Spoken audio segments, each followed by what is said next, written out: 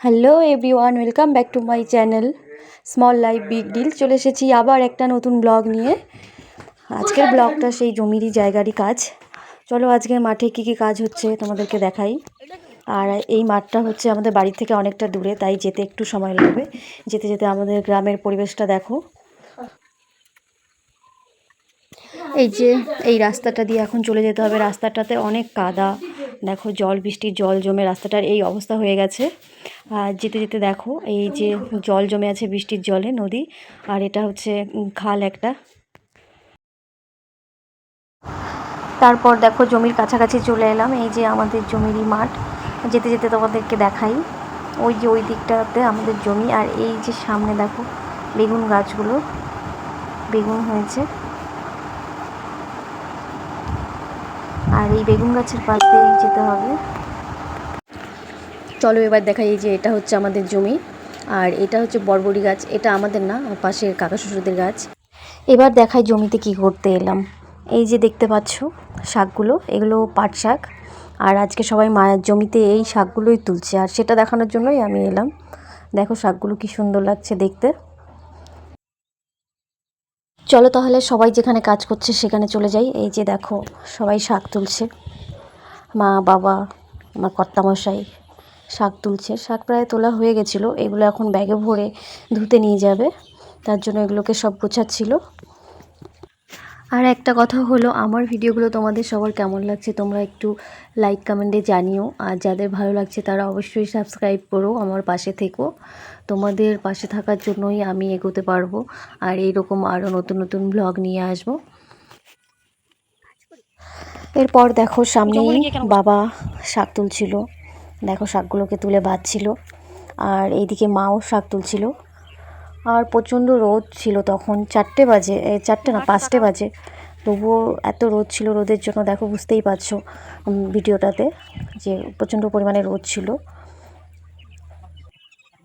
এদিকে বাবানও জমিতে এসে দুষ্টুমি শুরু করে দিয়েছিল।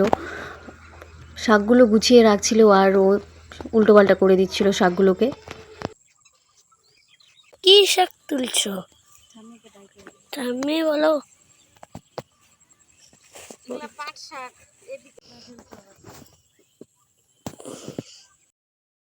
এখন এই শাকগুলোকে নিয়ে যাবে নদীতে ধোবার জন্য।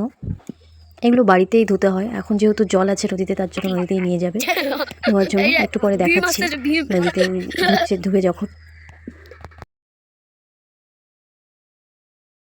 তারপর আমিও একটু শাকগুলো তোলার চেষ্টা করলাম, কিন্তু শাকগুলো তোলা যাচ্ছিল না, কারণ জমিতে জল জমার কারণে কাদা হয়েছিল। তার জন্য শাকগুলো তুলতে পারছিলাম না। তারপর বাড়ি চলে যাচ্ছিলাম, কিন্তু চলে যেতে যেতে দেখলাম আমাদের জমির পাশেই একটা পেয়ারা গাছ ছিল, আর সেখানে অনেক পেয়ারা হয়েছিল। দেখো পেয়ারাগুলো অনেক ভালো ছিল, মিষ্টিও ছিল, টেস্টিও ছিল। তাই আমরা পেয়ারাগুলো পারলাম সেখান থেকে। পেয়ারা পেরে তারপর সেখান থেকে বেরিয়ে গেলাম। পেয়ারাগুলো দেখে লোভ সামলাতে না পেরে সেখানেই একটা খেয়ে নিয়েছিলাম।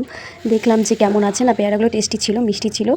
আর যেগুলো ছিল সেগুলো আমি কিছু নিয়ে যাইনি, তার জন্য অন্যায় করে সেগুলোকে নিয়ে এলাম বাড়িতে।